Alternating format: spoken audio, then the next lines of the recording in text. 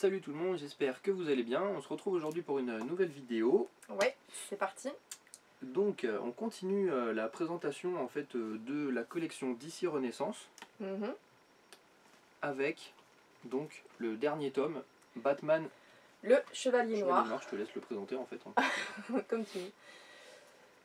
Donc Batman le Chevalier Noir, le tome 4. Donc comme vous voyez la petite étiquette, en fait il s'agit du dernier tome de la série. Donc voilà, c'est terminé, voilà, c'est fini.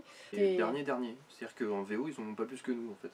D'accord, voilà. Donc voilà, c'est vraiment bien le dernier, donc que ce soit en VO ou que ce soit en VF d'ailleurs. Alors, donc on va tout de suite vous le présenter. Donc tout d'abord, il est sorti le 26 août, donc il n'y a pas si longtemps que ça. On l'a lu assez rapidement, hein, que ce soit tous les deux. Alors, il coûte donc 17,50 € et il contient 184 pages en tout. Sachant qu'il y a plusieurs chapitres et plusieurs histoires à l'intérieur de ce comics. Et on va tout de suite... Plusieurs dessinateurs et plusieurs scénaristes aussi. Voilà, donc selon les différents chapitres, vous allez avoir un dessinateur et un scénariste différents. Voilà, on a l'impression que en fait, c'est un genre de fourre-tout, en fait. C'est-à-dire que c'est une série en fait, où on a mis toutes les histoires qu'on avait en tête, oui. Et puis on les a mis les unes après les autres. Donc c'est-à-dire qu'en fait, elles n'ont aucun lien les unes avec les autres. Voilà. C'est ça, et pourtant c'est bien des suites, puisque du coup... Ça se lit... Bah ouais, ça se lit normalement au final, mais c'est vrai que tu te rends compte que effectivement c'est bien décousu et que ça y a aucun rapport entre une histoire et puis l'autre après. Voilà. Donc ça contient quand même donc les épisodes Batman The Dark Knight 22 à 29. Donc vous voyez que les numéros se suivent bien, mais que les histoires, voilà, comme tu le dis, ne se suivent pas. Enfin, il n'y a aucune corrélation en fait entre chaque chapitre. Alors déjà, pour commencer, qu'est-ce que tu en penses par rapport aux autres? Vu que c'est le dernier de la série, voilà, qu'est-ce qu'on peut dire du coup? Alors le changement de dessinateur, du coup, moi j'apprécie moyen. Oui, clairement, oui. Parce qu'on avait vraiment des très bons dessinateurs sur les 3 premiers volumes. Qui étaient assez réguliers en plus, c'est ça, c'est important quand même de le dire. Qui avaient à peu près le même style. Voilà, c'était assez carré, ça commençait bien en tout cas. Oui, c'est vrai. Ça avait bien commencé, et puis bah, là on a changé de dessinateur, et puis on a fait complètement autre chose. Et puis là, comme je le disais, c'est un fourre-tout en fait. C'est-à-dire que voilà, on avait des idées, on a tout balancé dans ce Batman. Et puis voilà. Alors il faut savoir que voilà, comme le Chevalier Noir en principe c'est souvent des origin story. On a pu voir par exemple l'origin story de l'épouvantail, du Chapelier Fou. Et du coup on n'en est pas loin puisque ça raconte aussi une origin story. Mais c'est vrai qu'on a l'impression que c'est un petit peu voilà, un petit peu bâclé.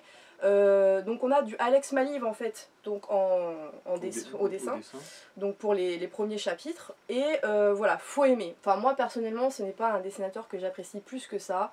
Je trouve qu'il a un trait de dessin qui est quand même assez plus ou moins grossier. Donc je peux vous montrer une petite page. Voilà, c'est pas dégueu non plus, mais c'est pas le dessin de l'année quoi. Enfin, voilà. Après, au niveau de l'histoire, je trouve que ça va bien avec l'ambiance. Donc du coup, ça fait... On se dit, bon bah au final ça va avec. Donc c'est pas trop mal. Après, pour tout ce qui est donc scénario... C'est Gregor Witz au scénario. On a Gregor Witz au scénario, et il a fait, je crois, les 3 parties. Alors en fait, pour moi, dans ce... Enfin, on a eu ta critique, maintenant on va passer à la mienne. Donc pour moi c'est en 3 parties. C'est-à-dire qu'on a Alex Maliv qui nous développe du coup l'origin story de Clayface. C'est ça. Ensuite on a Alberto Ponticelli. Alors pour revenir sur Alex Maliv, ce que tu disais, moi j'aime bien ce genre de dessin parce que ça va vraiment bien justement avec Gueule d'Argile. Avec le thème de l'histoire, c'est ça le truc. J'aime assez les dessins, c'est plutôt bien foutu. Enfin moi je trouve que c'est plutôt sympa. Après bon bah voilà, je préfère quand même Alex Maliv que Alberto Ponticelli. Après voilà, chacun ses goûts, voilà. On n'a pas tous les mêmes goûts, mais voilà. Alberto Ponticelli, son épisode en fait il n'y a aucun dialogue. Exactement. Donc tout est basé sur le dessin. C'est ça qui est assez étonnant d'ailleurs. Pour un comics, voilà. Il n'y a pas de bulle, il n'y a rien du tout. C'est-à-dire que c'est une histoire qui se lit uniquement comme ça, du visuel en fait. Voilà, il n'y a aucune lecture. Bah, on se base en fait que sur l'action des personnages. On retrouve en fait le pingouin et Batman. Donc c'est ça, c'est... Ouais. c'est le pingouin et Batman, et voilà, c'est une histoire assez basique. C'est une petite histoire ouais, assez courte, assez rapide au final, ça doit faire genre 2 comics, quelque chose comme ça. Et puis la troisième partie, avec l'immense Ethan Van Sciver. Ethan Van Sciver. Voilà. Avec, du coup, Man-Bat. Man-Bat, voilà, l'histoire de Man-Bat. Donc cette fois-ci, une histoire assez différente du Man-Bat qu'on peut connaître, voilà, mais qui est tout aussi bien. Est-ce que franchement, ça a un grand intérêt dans l'histoire? Je peux pas vous dire oui ou non. Voilà, c'est une histoire assez sympathique à lire. Les dessins sont vraiment exceptionnels, donc du coup, ça rend la lecture vraiment fluide et voilà, même si l'histoire n'est pas oufissime, on est quand même bon, quoi. Mais franchement, je suis pas à fond sur l'histoire de base, quoi. Je veux juste... Vas-y, montre les dessins. Parce que les dessins sont juste magnifiques. Bah, en même temps, c'est Ethan Van Sciver, donc voilà, si tout le monde le connaît, plus ou moins, il fait des super beaux dessins.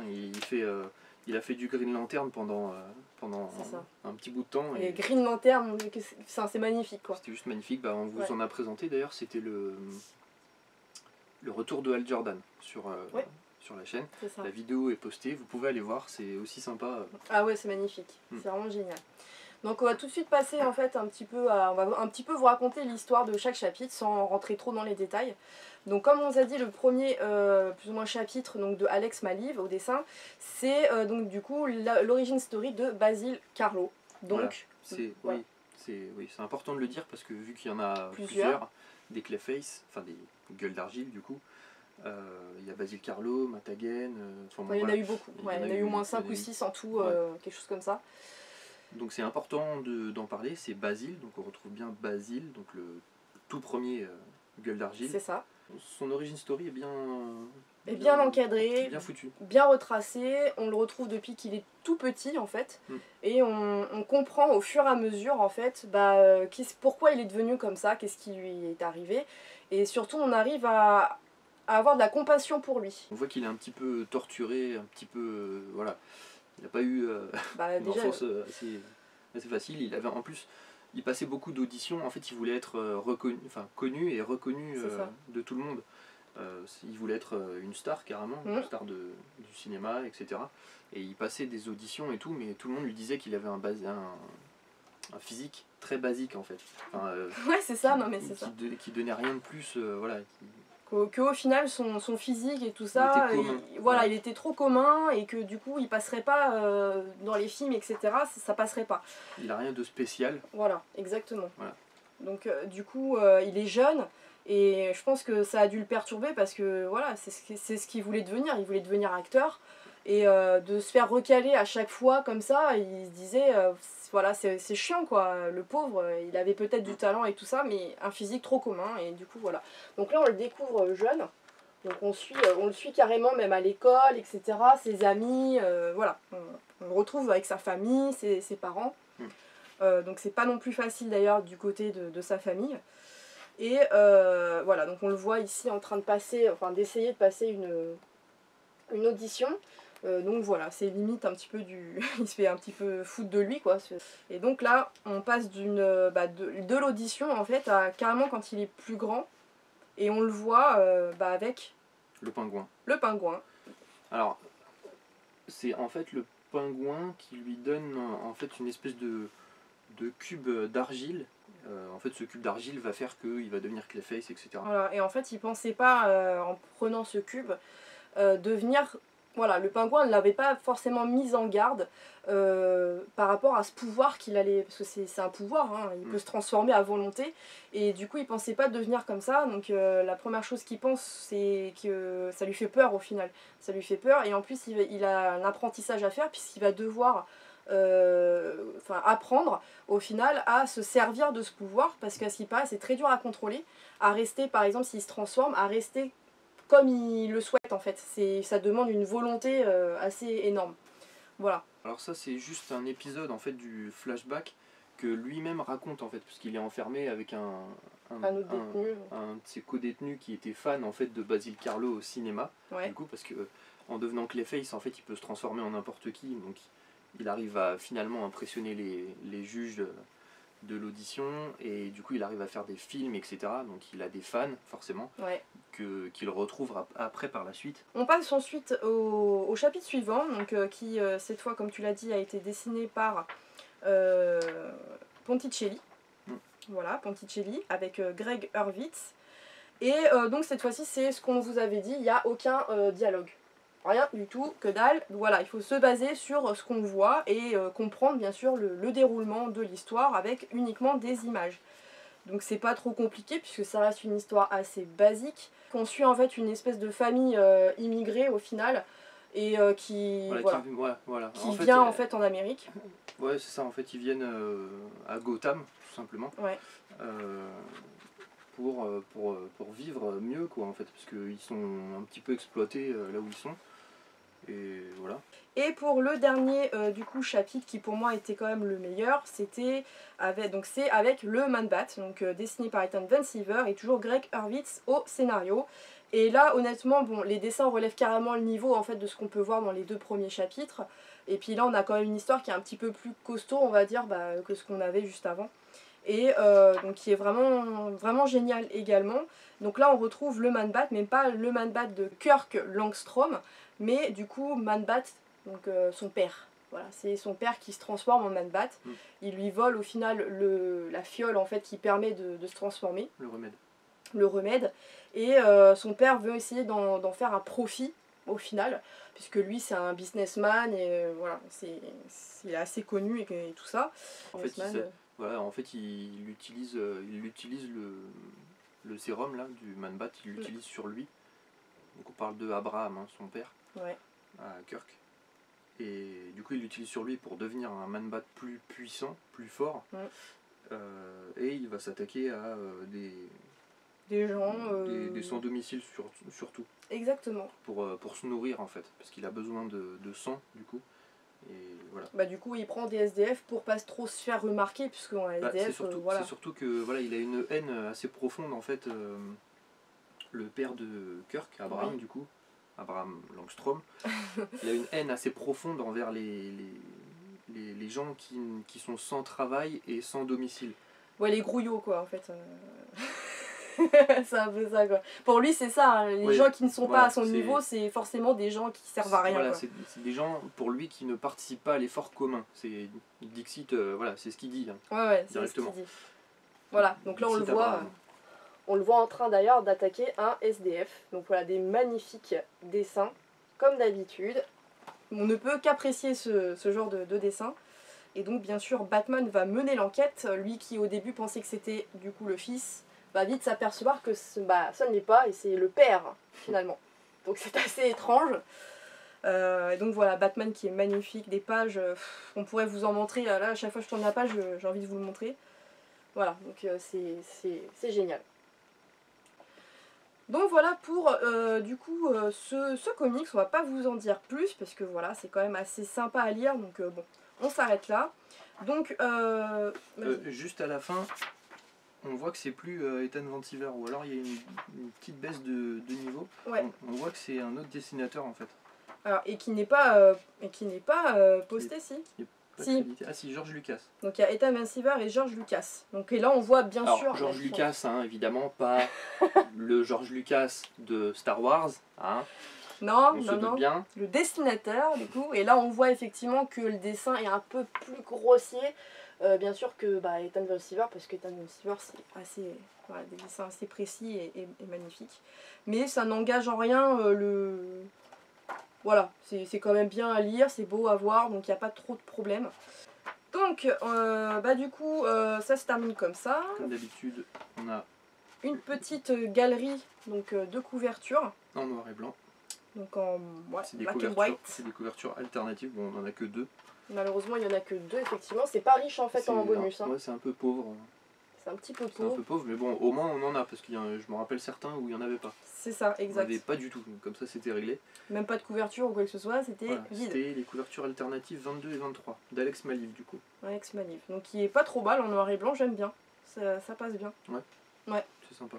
Voilà, donc voilà comment se termine ce petit comics. Donc le dernier tome de la série de Batman le Chevalier Noir. C'est ça. De l'Argile. Qui qui s'appelle voilà, tome 4 de l'Argile. Donc c'est tout pour cette fois. On se retrouve la semaine prochaine. Oui, bien sûr. Cette fois. Cette fois, oui, parce que c'est vrai qu'on a été absent pendant 2 semaines. Alors, on a fait une petite pause, voilà, mais pour mieux revenir, bien sûr. Voilà, ça fait du bien aussi de prendre un petit peu de recul sur tout ça. Et donc, voilà, ne vous inquiétez pas, on revient bien sûr la semaine prochaine. Avec plein de nouveautés.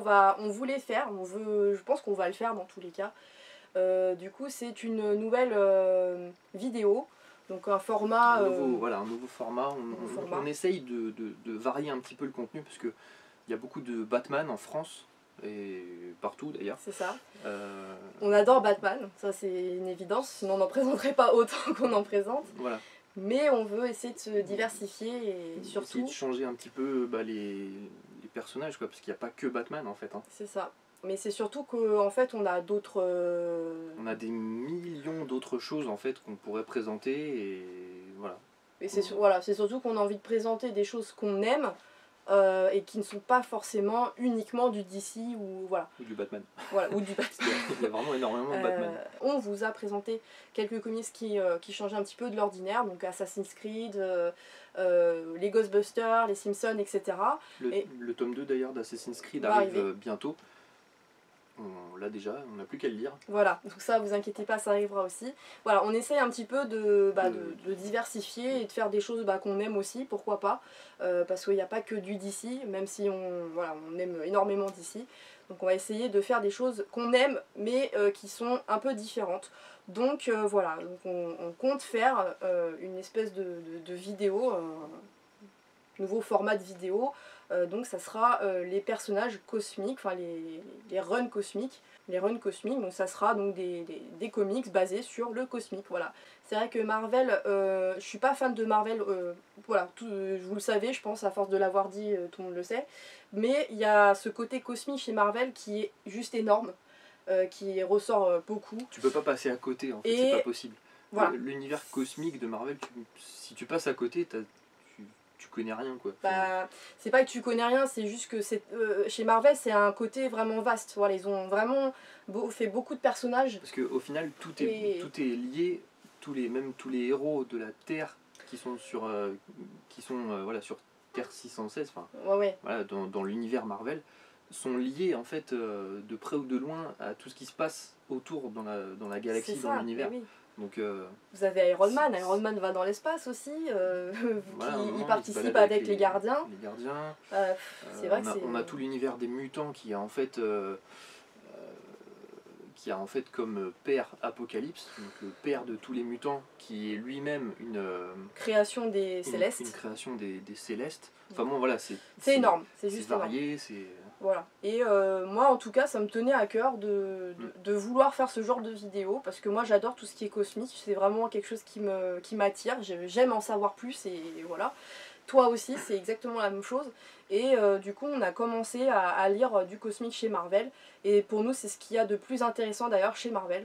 Voilà, c'est ce qu'il y a de plus grand, de ce qui a été plus approfondi en fait. Par contre c'est pas du récent, c'est pas du très très récent. Étant donné qu'il n'y en a plus du tout. Malheureusement, ouais. À part les Nova et les Gardiens. Ouais, mais c'est pas terrible, c'est ça le problème. Voilà, le niveau est vraiment... En baisse dans tous les cas. On va des pâquerettes. Quand on lit ce qu'on est en train de lire et qu'on le compare à ce qui sort, à ce que Marvel nous sort aujourd'hui, c'est incomparable, quoi. C'est juste... on est à des milliards de... Ouais, on est à des années-lumière, hein. On parle en années cosmiques là, années-lumière de ce qu'on peut, de ce qu'on a pu lire à l'époque. À l'époque c'était vraiment extra quoi. Moi ce qui nous sort en ce moment c'est même un peu décourageant je trouve au final Marvel. C'est vrai. C'est pour ça qu'on lit, on lit des anciens. Et on trouve ça tellement intéressant voilà, que voilà donc si vous aimez ce genre d'ouvrage, voilà. Bon ça c'est après c'est pas vieux. Mais bon, 2007 quand même, voilà, ça a bientôt 10 ans. Voilà. C'est pas non plus de toute jeunesse, mais bon, on a quand même du beau dessin, etc. Montre pas tout. Voilà. Donc vous inquiétez pas, voilà. On parlera de toute façon, on commencera d'ailleurs par Annihilation la prochaine fois. N'hésitez pas à nous dire aussi s'il y a des comics en particulier qui pourraient vous intéresser et que sinon on les a et tout ça, on pourra peut-être faire une vidéo. Voilà, ça serait bien que du coup tout le monde participe et ou même voilà. qu'on a des comics qu'on n'a pas, que vous voulez nous faire découvrir ou quoi que ce soit. Ouais. Pourquoi pas. Hein. Voilà, c'est ça. Parce qu'on en avait un petit peu marre, en fait, tout simplement, de présenter toujours la même chose. C'est vrai que je pense que ça devient un petit peu, même un peu chiant pour vous, je ne sais pas. Mais voilà, c'est vrai qu'on présente énormément de Batman. Et du coup, Batman, c'est vrai que bon, pour moi, c'est une passion. Mais voilà, je me doute bien que tout le monde n'est pas à fond sur Batman, comme nous. Après, on essaye de faire Donc, au moins une fois par mois une vidéo Star Wars, du coup, sur la également. collection Hachette. Ouais, donc là, on a pris pas mal de retard. On va essayer de se rebaser aussi là-dessus. De s'activer. Voilà, tout simplement. Pour continuer. Et donc vous inquiétez pas, en tout cas il y a des vidéos prévues donc sur d'autres comics que DC ou même Marvel.